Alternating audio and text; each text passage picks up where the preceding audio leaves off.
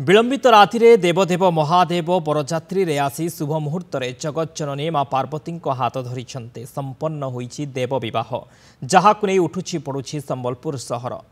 हाथगंठी पड़ा पर कन्या पिता माता बासभवन में चली जुगलमूर्ति दर्शन विश्वास रही जुगलमूर्ति दर्शन कले कोटि जन्मरू मुक्ति मिलता है। सेपटे आज संध्या समय बाहर विशाल शोभायात्रा नगर परिक्रमा करेंगे जगत जननी माँ पार्वती और जगत पिता देवदेव महादेव।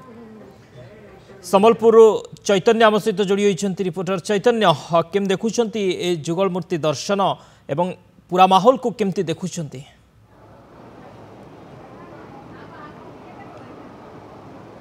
देखु शक्ति आम गत काली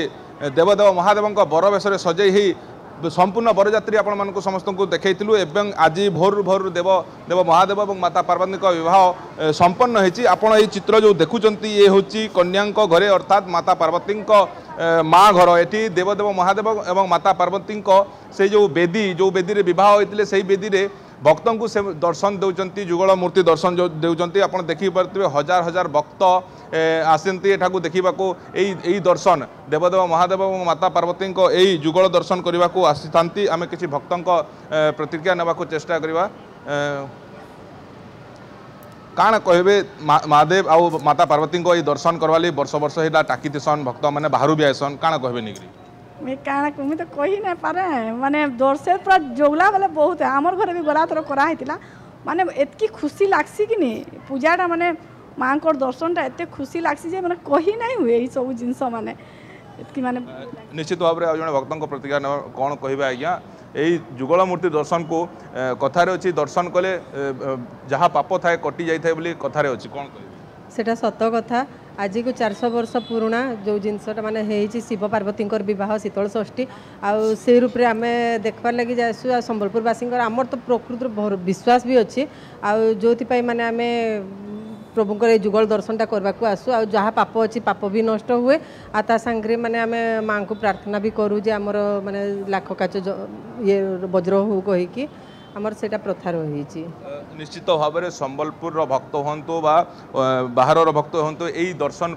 भक्त बाहर को आसी था एवं संध्या पर्यंत देवदेव महादेव और माता पार्वती एठारे दर्शन देवे भक्तों को एवं संध्या समय एठू जाइकी देवदेव महादेव और माता पार्वती मंदिर को जीवे सेठू आज मध्यरात्र शोभायात्रा बाहर एवं सारा संबलपुर सहर भक्तों को दर्शन देवे। टिके प्रतिक्रिया नेबा को चेष्टा करवा पार्वती माता कन्या पिता माता अच्छा आज्ञा कौन कहे एवं झील को आपण कन्यादान कर सारी संध्या समय विदाय देवे केते दुख लगे? बहुत दुख लगे तमने आम बहुत सौभाग्य भावी होचु आम निजे करूँ बोलिक किंतु कन्या विदाय कला बेलू सतरे बहुत दुख लगे। केते दिन आशा थिला आज पार्वती को पाई झील रूप एटा तो बहुत दिन आशा थिला एक्चुअली आम लकी जे बहुत कम दिन भितर हमको यहाँ मिली जाइए बेसी तमें आमको ये करने को पड़नी किंतु जेहेतु हमको ये जिनसटा मिली आम निजक निजे बहुत ब्लेस्ड भावी हो प्राउड भी फील करूँ।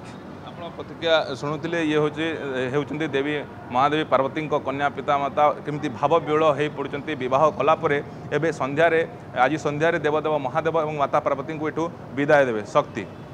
ओके बहुत बहुत धन्यवाद चैतन्य समस्त सूचना चैतन्य थे आम सीधा सड़क चित्र देखुले जे जुगल दर्शन चली संध्यारे विदाई रही माता पार्वती को विदाय देवे कन्या पिता माता एवं भाव विहल हो पड़ुंट से चित्र देखुले।